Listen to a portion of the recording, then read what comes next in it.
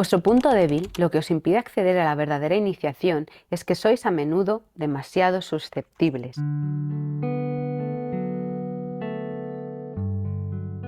Hola a todos, bienvenidos a este nuevo vídeo. El motivo del mismo es una reflexión con respecto a la actitud de las personas. Esto me lo ha evocado algo que ha pasado recientemente en uno de los grupos, y de lo que quería hablar es de que el ser humano es caprichoso e infantil.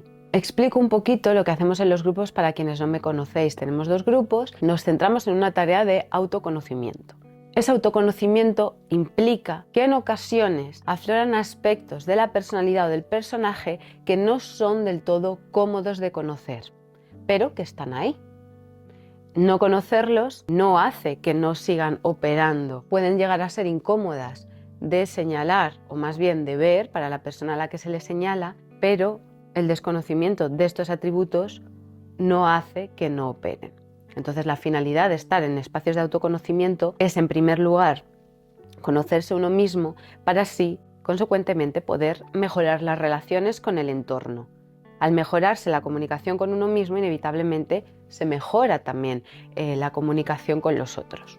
Bien, pues lo habitual es que las personas que entran en estos grupos tienen una predisposición para emprender ese camino, para hacer ese trabajo. Ese es el motivo por el que tienen la iniciativa de emprender un proceso de autoconocimiento y de pulido o de esculpido, como diría la web de Anima. Se trata de esculpir todo aquello que esté fallando, que esté haciendo que la vida no sea del todo armoniosa, o que la comunicación con los demás no esté funcionando plenamente, o que las relaciones no sean del todo satisfactorias, o la forma de estar en el mundo no sea no esté basada en explorar el máximo potencial que la persona puede explorar de sus aptitudes y de sus capacidades dentro de esta experiencia. Suele ser algo excepcional aquel que entra en un proceso realmente profundo para conocerse.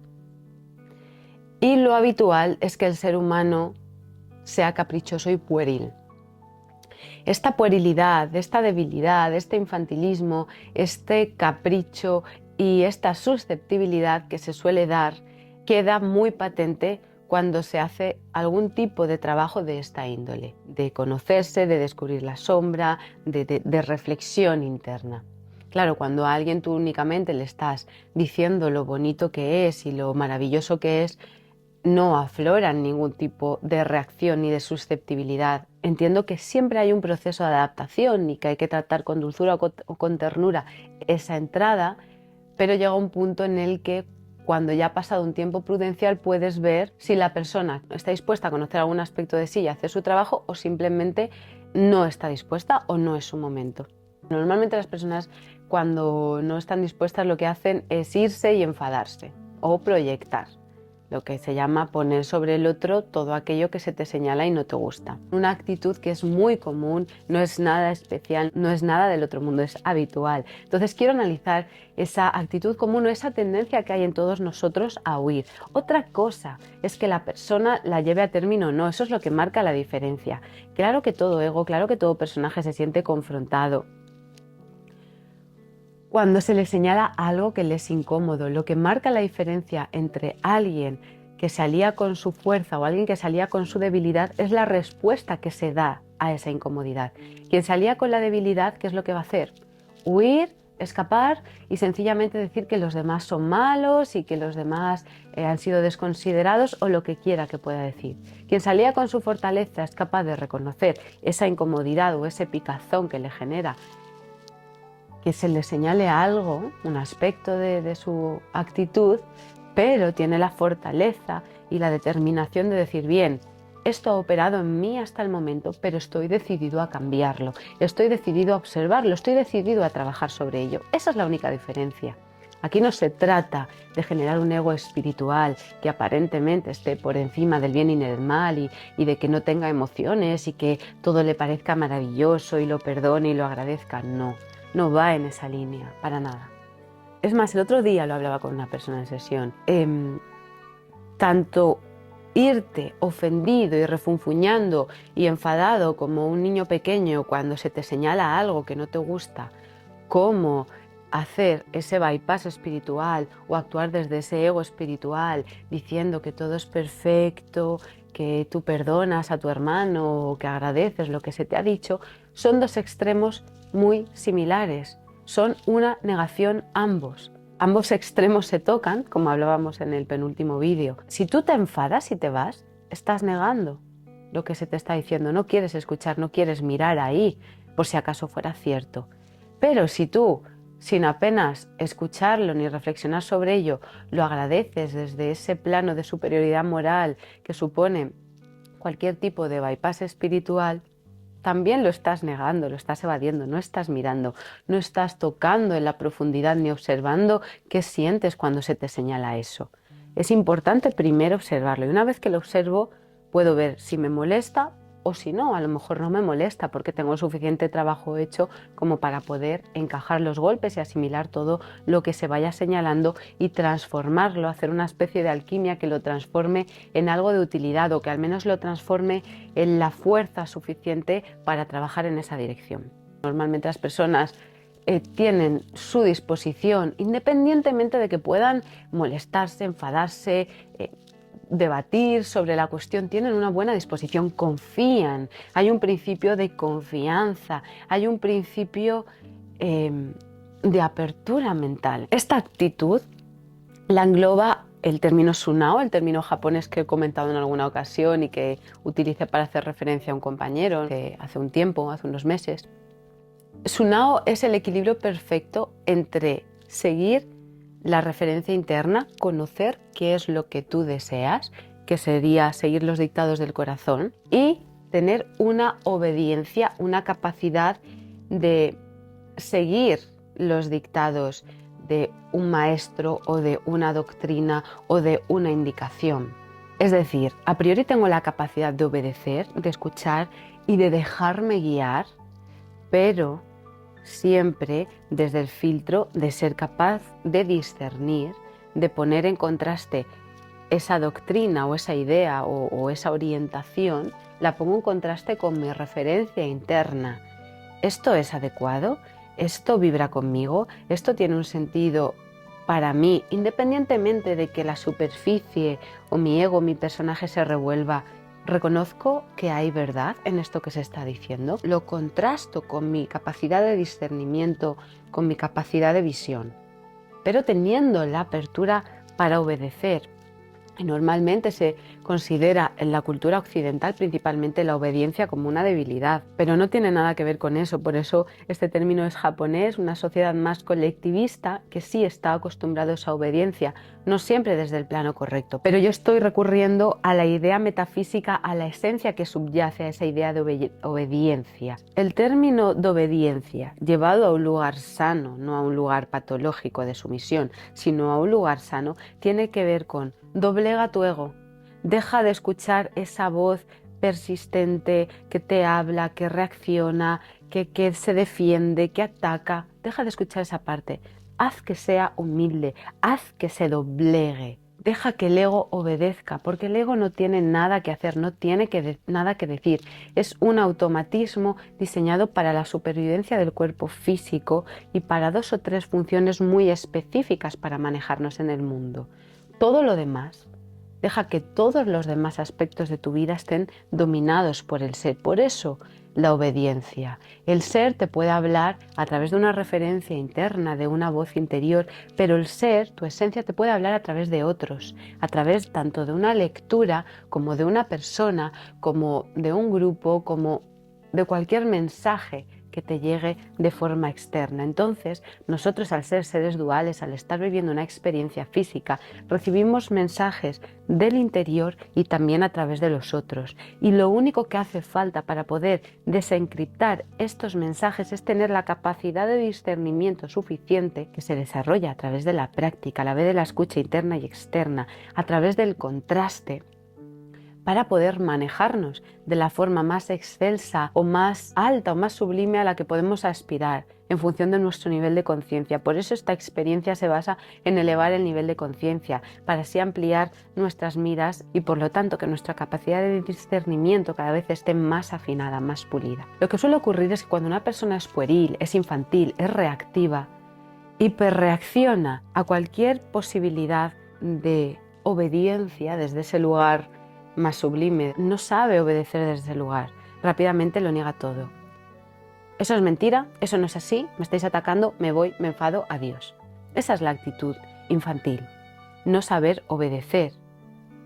Pero sin embargo, no obedece a la voz del espíritu, del ser, de la sabiduría que puede llegar a nivel interno o externo, pero es completamente sumiso y está completamente doblegado a los dictados de su ego, de su automatismo. Es decir, en términos prácticos, actúa como siempre ha actuado en su vida, es decir, no deja que nada nuevo cambie. Esa idea de obediencia tiene la finalidad de doblegar o dormir tu automatismo, lo que has estado utilizando toda tu vida, tus creencias rancias, enquistadas, repetitivas y que no te llevan a ningún lugar nuevo.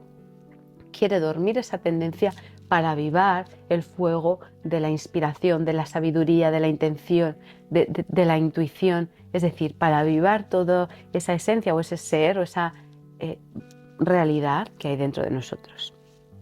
Entonces, como decía, la persona infantil directamente reacciona. No, eso es mentira. En ningún momento obedece, en ningún momento pone en cuestión nada de lo que se le dice.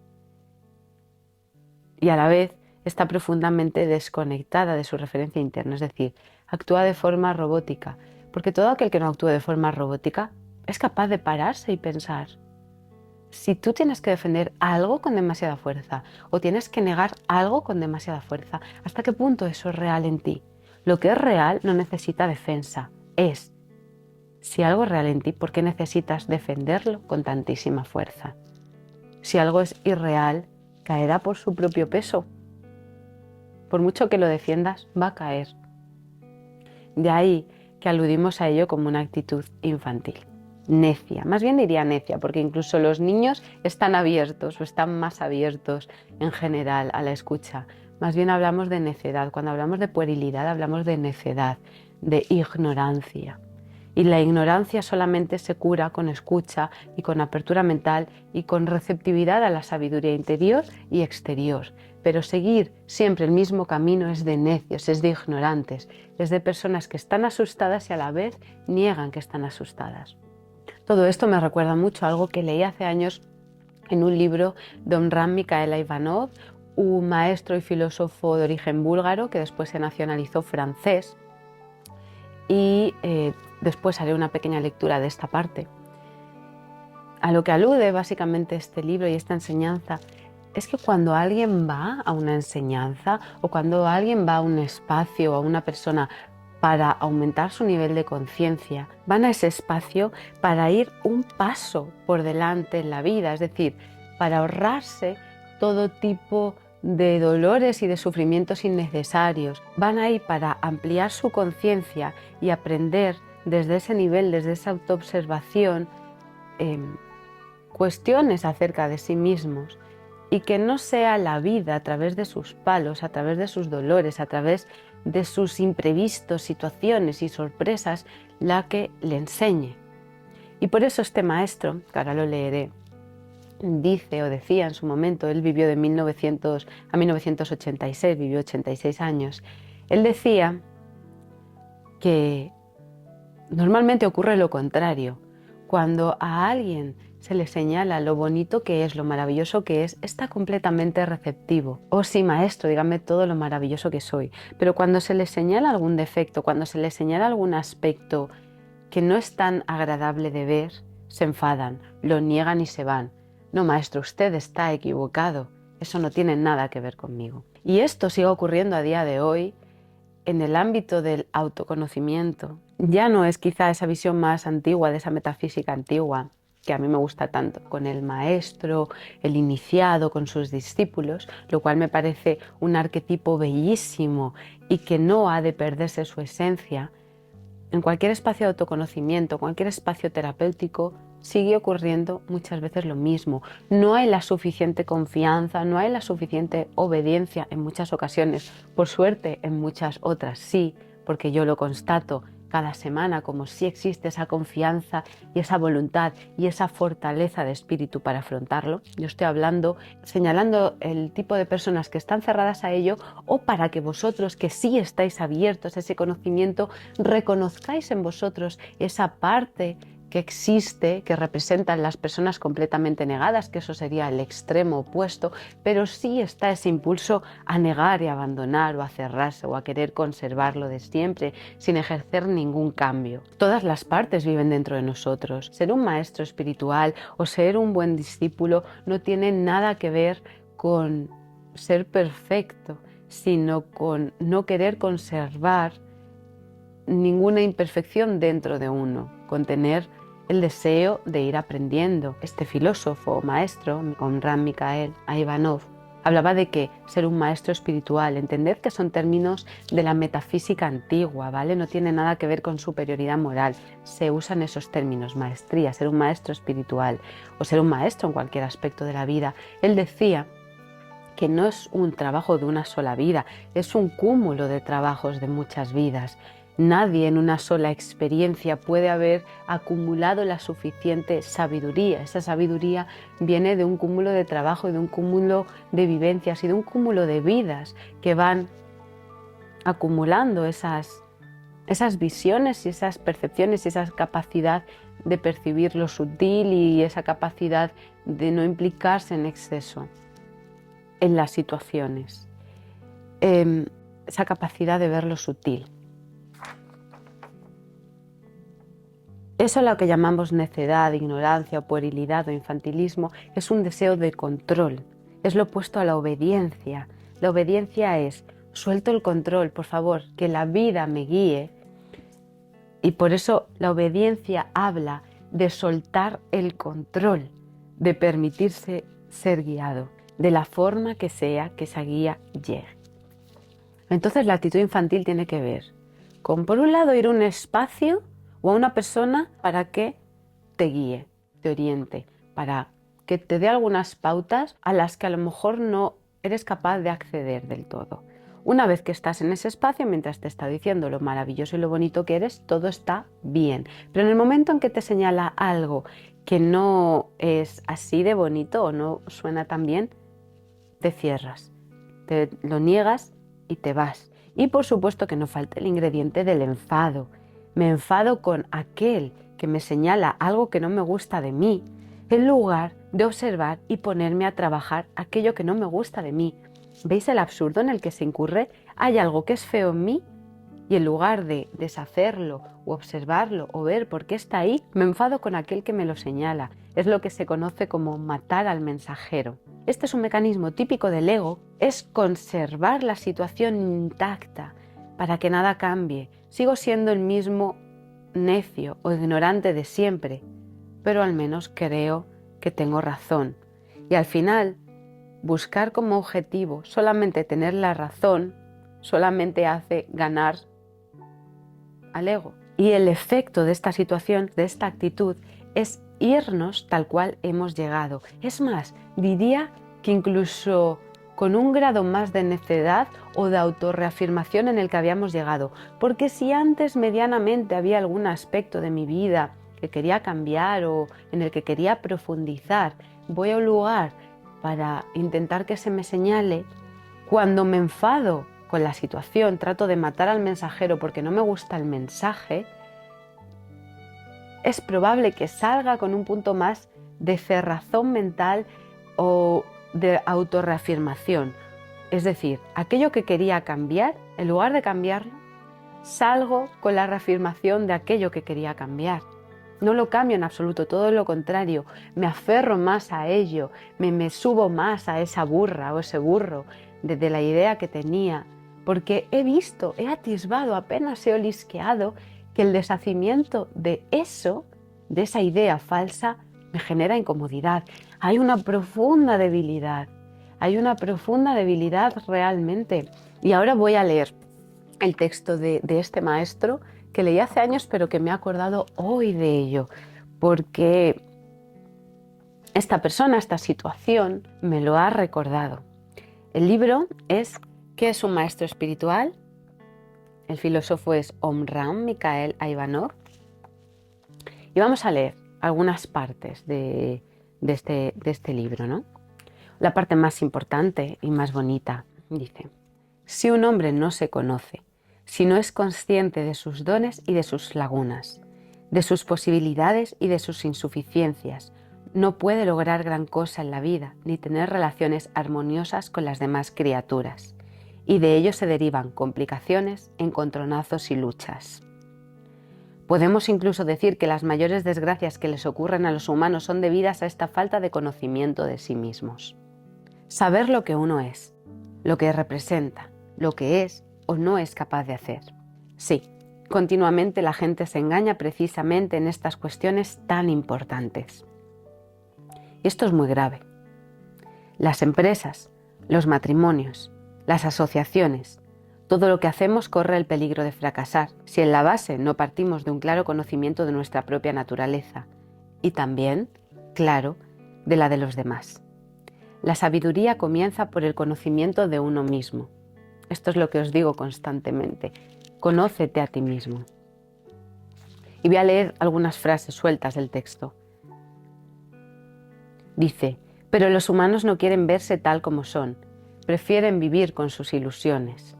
Esto es a lo que aludía y a lo que alude él constantemente a lo largo de su labor como maestro, de que las personas o la tendencia de las personas es a no querer ver. Por eso es tan bonito, como siempre os digo, y tan excepcional y a la vez tan gratificante cuando hay alguien, como los compañeros que hay en los grupos, por ejemplo, y en otros muchos espacios, seguro que también lo habrá, pero bueno, yo hablo de las personas que conozco, cuando ves cómo estas personas semana tras semana están haciendo su trabajo y año tras año incluso de autoconocimiento y no se quedan en la superficie, sino que siguen escarbando y siguen descubriendo, a pesar del tiempo que llevan, capas y capas más profundas. Y además se ven los resultados, no es simplemente una hipótesis. Ellos ven cómo sus vidas van ganando en profundidad, van ganando en brillo, por tener esa actitud ante la vida. Él usa un término que me gusta mucho, que es zarandear. Él dice: yo os zarandeo y vosotros os molestáis. Comento un poco con mis palabras como él dice. Él dice: venís a mí a que os zarandee, y cuando apenas os zarandeo un poco, lloráis y empezáis a pedir que no sea tan duro. Pero si a la primera de cambio que se os dice cualquier mínimo detalle lloráis, vais a nublar vuestra percepción, no vais a estar receptivos a lo que os diga. Y la tendencia es que lloráis, os enfadáis y os vais. Y no hay problema con eso, dice, porque existe una gran maestra, y esta maestra es la vida. La vida es la que realmente está ahí para enseñaros, a través de sus palos y sus desgracias, de sus sufrimientos y sus dolores. Y continúa diciendo que una vez que la vida os ha zarandeado, os ha revolcado, os ha dado vuelta, volvéis a mí, dice, llorando y diciendo que tenía razón en aquello que os dije, y pidiendo ayuda y pidiendo que les dé conciencia para evitar sufrir en la vida. Esa es la paradoja. Si no queréis escuchar algo que se os señala, no importa, no pasa nada. Al final el aprendizaje simplemente se posterga. Lo único que hace una diferencia es si es la vida a través de la dureza quien queréis que os enseñe, porque la vida es una gran maestra, como todos sabemos a estas alturas, o bien queremos adelantarnos un pasito por delante de la vida e ir poniendo conciencia e ir estando prevenidos de las posibilidades que hay en base a nuestro patrón de pensamiento de qué circunstancias nos ocurran. Pueden ser las circunstancias las que nos sorprendan, o podemos ir nosotros ya prevenidos y cuando llegue esa circunstancia no quedarnos sorprendidos y estupefactos y dolidos por lo ocurrido, sino intuir que eso podía pasar y tener los recursos desarrollados para poder manejarnos ante esa o cualquier otra situación que se nos presente en la experiencia. La vida es la mejor maestra y estará ahí siempre esperando a enseñarnos. Ahora la diferencia es si queremos que nos instruya con dulzura y con suavidad o a base de palos y zarandeos. Por eso este maestro habla de zarandear, dice por aquí. Para eso tenéis que aceptar que os zarandee un poco. Estos sufrimientos no durarán y la luz que tendrán finalmente sobre sí mismos les permitirá corregirse y avanzar. hasta el día en que por fin se darán cuenta de que les he sido de tal utilidad que me buscarán hasta en los otros planetas para darme las gracias. Es decir, cuando nos damos cuenta de una verdad que se nos ha señalado y somos capaces y tenemos la madurez de integrarla y comprenderla, estaremos profundamente agradecidos de esa verdad. Pero ojo, no el agradecimiento del gracias hermano, yo te perdono, no, no, no. El agradecimiento de haber tenido la valentía de mirar ahí y reflexionar sobre ello y decir, ¿esto es cierto o no? Ups, es cierto. ¿Cómo escuece? ¿Cómo molesta? Pero es verdad. Más me escocería darme cuenta por la experiencia o por la vida o por las circunstancias dolorosas de que esto es verdad. Entonces, gracias. Entonces ahí llega el verdadero agradecimiento de qué bien que lo puedo ver ahora y no lo veo después a través de dolor, de pérdida económica, de pérdida emocional, de cualquier tipo de pérdida. Aquí usa una metáfora y dice: cuando estáis enfermos, aceptáis algunos remedios desagradables para curaros. Pues bien, en el campo espiritual hay que hacer lo mismo. Estáis enfermos desde hace mucho tiempo y tenéis necesidad de un tratamiento para curaros. Si no queréis aceptarlo, peor para vosotros, no os curaréis. Y esa es la paradoja que decía antes. Si alguien está conforme con su vida y contento con su vida y siente que no tiene nada que cambiar, estupendo, está bien así. Pero la contradicción viene cuando alguien viene a un espacio en el que dice quiero mirar un poquito más profundo y cuando se le dice este es el remedio para mirar un poquito más profundo dice ay no, eso no es. Es decir, empieza a controlar el proceso. Quiere ser curado y quiere desde su mente pequeña, desde la mente que le llevó a la enfermedad, encontrar o determinar cuál es el remedio adecuado para su curación. Y eso no es posible, solamente puedes encontrar el remedio para tu curación desde un lugar más elevado, que a veces uno no puede acceder desde sí mismo, a veces necesita escucharlo de la boca de otro. Luego también señala, entended que esto es metafísica antigua. La más profunda que hay, a mí me fascina, es metafísica occidental. Eso es lo interesante, que nosotros partimos, nosotros los que vemos este vídeo, que a lo mejor de repente hay un japonés que lo está viendo, pues bienvenido también, pero desde una sociedad más occidentalizada es importante acceder a la información espiritual desde una visión occidental. Por supuesto que las doctrinas orientales son súper bonitas y muy interesantes también, pero es bueno hablarle a una mente occidental cuando somos occidentales, porque quizás hay aspectos a los que no se accede con tanta profundidad únicamente desde una visión oriental. No digo que no se pueda acceder también a ella, pero creo que es bueno combinarla y tener en cuenta la cultura en la que estamos, que también es una elección.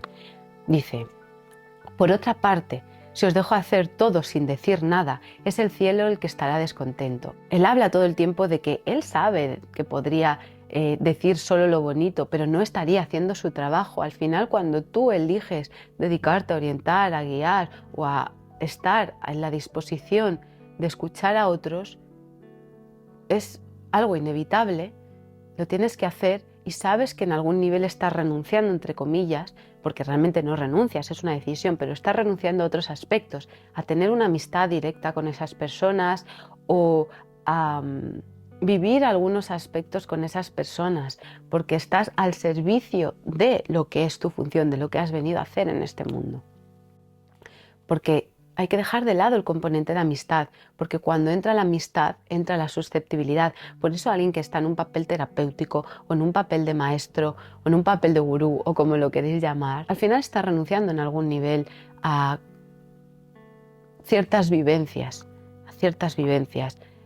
en pos de otras, en pos de un tipo de trabajo vital que tiene que ver con otro tipo de enfoque. Quizás no estás viviendo los aspectos más sociales, o no todo el tiempo, es algo así como que acabas renunciando a la vida social o a ciertos aspectos de la vida social. Está claro que todos vivimos en sociedad, pero no estás tan imbuido en ello, es decir, la vida social o las relaciones en general se acaban reduciendo a un ámbito del aprendizaje, de la profundización o de un intercambio que tenga ese propósito. Todo intercambio que no esté teñido en mayor o menor grado de ese propósito deja de ser de tu interés o de tu incumbencia o prioritario para ti. Entonces no vives esos aspectos, pero realmente es una decisión que asumes y que está bien, no lo sientes como una pérdida. Por eso hablaba de renuncia entre comillas. Es algo con lo que has venido, es como aquel que decide ser deportista de élite y sabe que va a tener que estar entrenando duro y no va a poder hacer ciertas cosas. Es una renuncia que se asume con gusto. Dice el cielo, ¿no? Dice, por otra parte, si os dejo hacer todo sin decir nada, es el cielo el que estará descontento, me dirá, tienes miedo, no quieres decir la verdad para no apenar a tal o a cual, y así todo se desplomará por tu culpa. Obviamente el cielo no dirá eso, lo utiliza entrecomillado como una personificación del cielo. Es decir, cuando habla de por tu culpa se refiere a no estás haciendo tu trabajo porque quieres caer bien o quieres gustar, pero asumes que no vas a gustar a todo el mundo. En cualquier aspecto de la vida, aunque fueras la persona más neutra o intentaras ser la persona más neutra, no vas a gustar nunca a todo el mundo, pero especialmente cuando haces este tipo de funciones, no vas a gustar siempre. Y tienes que tener un perfil bajo, un perfil de segundo plano en el que tú estás al servicio de otros, no pudiendo beneficiarte quizás de otro tipo de relación más íntima. Pero insisto, está bien. Yo bien quisiera complaceros, pero tengo un deber, unas responsabilidades. Además, un maestro que cierra los ojos no es útil. Yo no seguiría nunca a semejante maestro. ¿Para qué tener un instructor si me deja hacer todas las tonterías sin instruirme, sin corregirme? Ved cómo los discípulos no tienen la menor idea de lo que deben esperar de un maestro. Habla del discípulo medio, por supuesto que sí los hay. También señala por aquí, sé lo que pierdo si soy sincero con vosotros. ¿Por qué los hombres tienen esta debilidad de querer ser siempre halagados? La mayoría de las personas no os dicen la verdad sobre vosotros mismos, sobre vuestros defectos, sobre vuestras debilidades, porque tienen miedo de perder vuestro favor o de que os convirtáis en enemigos suyos. A eso es a lo que me refería cuando renuncias al papel de la amistad o de ciertas relaciones más cercanas. Aceptas que eso no vaya a pasar en pos de poder hacer de una forma más limpia, más impecable, como señala en este libro, tu función. A lo mejor a veces sí te apetece que un amigo te diga lo feo, pero hay veces que no te apetecerá. Por eso hay una escisión entre el papel del guía espiritual y el papel del amigo. Continúa aquí. Utiliza el término iniciado, para los que no lo sepáis, el iniciado es algo así como el maestro, el guía. Es preciosa esta palabra, el iniciado, me parece bellísima. Dice, un iniciado considera en primer lugar a sus alumnos, a sus discípulos como hijos que tienen necesidad de ternura, de ánimos, y después, cuando crecen y ya tienen sus piernas más sólidas, les da algunos golpes, les dice la verdad. Pero no les expulsa, sino que les mantiene a su lado y empieza a tallarles, a esculpirles, a modelarles, o, para decirlo en otras palabras, empieza a administrarles un tratamiento con algunos pinchazos y algunas operaciones. Sí, esa es la verdad. Para algunos es muy difícil de oír y de soportar, pero para el discípulo que ha decidido evolucionar, avanzar, es magnífica. Hasta suplica a su maestro que se le diga, porque ve que ciertas cosas le estorban, le retienen prisionero o le incitan a hacer tonterías.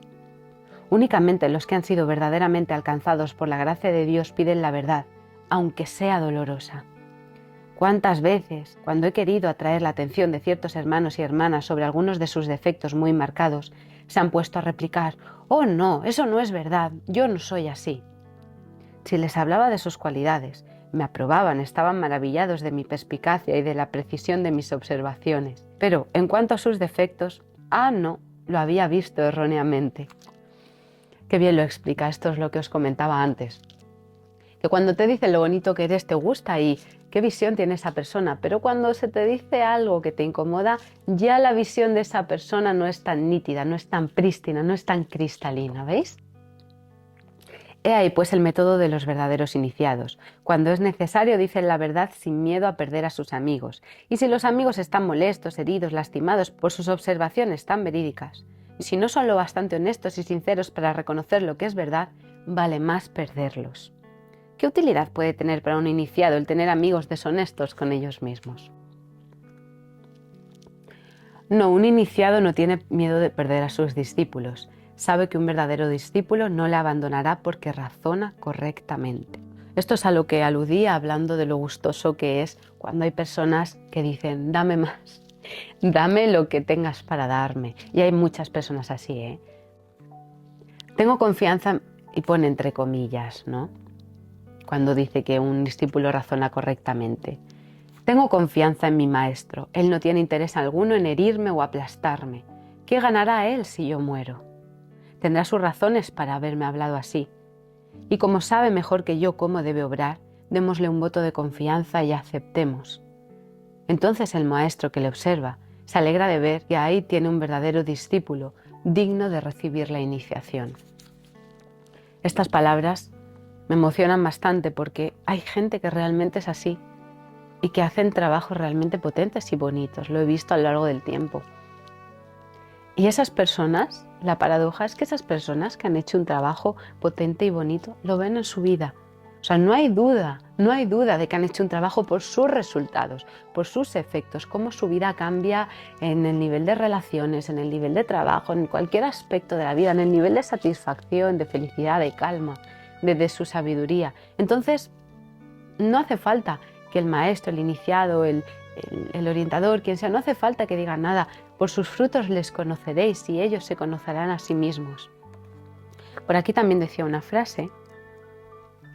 Jesús decía, no echéis perlas a los puercos. Estas perlas son las grandes verdades iniciáticas. No todos los humanos están preparados para aceptarlas. Y si las presentáis, no solo no las apreciarán, sino que vendrán a destrozaros. Eso es a lo que me refería con el enfado, con la proyección, con el infantilismo, con el matar al mensajero. Pues ahora te voy a destrozar, pues ahora voy a decir que eres mal maestro o que eres lo que sea que se diga. Ahora vamos a hablar un poquito de la susceptibilidad que os comentaba. Vuestro punto débil, lo que os impide acceder a la verdadera iniciación, es que sois a menudo demasiado susceptibles. ¿Estáis molestos? No importa. Yo no doy ni un céntimo por los que se molestan en lugar de ponerse a trabajar. Suponed que les haya sacudido a propósito, para que se arremanguen la camisa. Y de ahí que en vez de trabajar, ponen mala cara. Es demasiado fácil poner mala cara sin resolver los problemas, sin aprender, sin poner en la vida un poco más de amor, un poco más de luz. Así que, ahora, a trabajar, para poder luego venir a decirme, «Ve, querido maestro, se equivocó». Y yo responderé, «Es verdad, me equivoqué. Hasta ahora no lo he dicho porque no me habéis dado ocasión. Os habéis contentado con poner mala cara», que es lo que os planteaba al principio. «Me dices esto, me enfado y me voy». Tú pierdes, tú pierdes. Un instructor dice la verdad a su discípulo para ayudarle. Y si el discípulo no le ha comprendido, si no quiere ser ayudado, pues bien, que se vaya, otros vendrán un día en busca de la verdad. ¿Qué queréis que haga un maestro con gente tan susceptible? Siempre tiene que habérselas con grandes príncipes, con grandes sabios que no soportan que se les haga la menor observación, aunque sea para su bien. Nótese la ironía con lo de grandes sabios y grandes príncipes, con señoritos que no se les puede tocar ni un pelito porque se enfadan, es decir, infantilismo, necedad. Y luego, un apunte más, me pareció interesante, dice, solo zarandeo a alguien si siento que es el momento. Ese punto es muy importante. No es una cuestión aquí de estar constantemente señalando y diseccionando el personaje de una forma absurda y sádica, no tiene que ver con eso. Es más, cuanto mayor apertura mental tiene alguien, menos señalamientos de esta índole se dan. El señalamiento tiene sentido cuando hay un punto ciego o cuando la persona no está dispuesta a hacer el trabajo. Solo zarandeo cuando es el momento. Incluso aunque tú veas algo, percibas algo a alguien, no siempre es útil decírselo en el momento, porque hay quien puede hacer este tipo de lecturas o escuchar este tipo de mensajes e ir en una línea de destruir todo a su paso y decirle a todo el mundo todo lo que ve. No tiene nada que ver con eso. Aunque percibas algo en alguien, el primer cuestionamiento que uno debe hacerse ¿es útil decírselo? ¿Está preparado la persona para decírselo? ¿Y cómo puedo decírselo de forma que encaje el golpe y no se cierre automáticamente? Es todo un arte y a veces es complicado. A veces también ocurrirá que aunque lo hagas con la mayor mano izquierda, directamente la persona no quiera recibirlo, que es un poco lo que está señalando en los textos. Aun con las personas que están dispuestas a verlo, hay que encontrar la mano izquierda, incluso con personas con las que llevas años trabajando, aunque tú hayas percibido aspectos, hay que esperar a que se llegue al punto óptimo de maduración para que encaje esa visión, ese punto de vista, esa perspectiva que le puedas aportar. Si lo haces un poquito antes del periodo de maduración, puede ser que no llegue. O bien que no llegue directamente, que la persona no lo perciba y simplemente habrá que señalárselo posteriormente, o bien que se cierre. Esto es menos común con las personas que realmente están haciendo un verdadero trabajo. No suelen cerrarse y enfadarse. Simplemente no lo ven o no lo ven en ese momento. Entonces, por eso es todo un arte. No es una cuestión ni de callarte lo que ves, ni de decir todo lo que ves en todo momento. Muchas veces ves algo desde hace tiempo, pero necesitas dar espacio para que esa persona haga su camino y haga su desarrollo para decir, aquí te lo digo, para que la persona adquiera la suficiente experiencia o que vaya fortaleciendo otros aspectos de su ser, porque a lo mejor ese aspecto que es importante de trabajarse requiere primero establecer unos cimientos y haber trabajado otros aspectos antes de llegar a ese meollo, a ese punto. Y por eso el trabajo requiere de un tiempo y siempre se enfoca a largo plazo, no a corto plazo. Por eso, por ejemplo, en la web de Anima, cuando se hace un trabajo en sesiones privadas, en una sesión privada puedes perfilar apenas, esbozar un poquito el personaje, pero mínimamente. Esto se requiere de un trabajo de dedicación, que no tienes que hacerlo, pero ya que te metes, hazlo. Gracias por ver este vídeo una vez más, espero que os haya gustado y cualquier comentario, cualquier feedback, me gustará mucho leerlo. Muchísimas gracias a todos, os mando un beso fuerte.